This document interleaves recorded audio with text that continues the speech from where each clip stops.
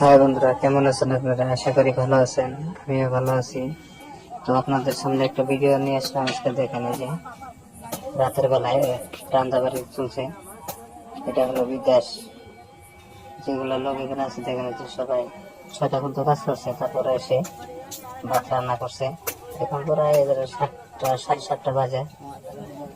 দেখেন, বিদেশ থাকা অনেক কষ্ট।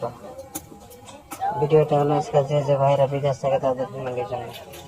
দেখেন, যারা যারা বিদেশ আছে কত কষ্ট করে, দেখেন এই যে খড়িতে রান্না করছে। এগুলো কিন্তু খড়িতে রান্না, এগুলো ছেলে মেয়ের পক্ষে সম্ভব নয়, অসম্ভব। তবু তারা করছে কষ্ট করে। কি করবে, উপায় নাই। এখানে আসছে কাজ করতে, খেতে হবে। না খেলে তো চলবে না, দোকানে খেলে তো হবে না। তো কত কষ্ট করে রান্না করা করছে। এখানে অনেক লোক আছে, এখানে পরে ধরেন 100 লোক আছে।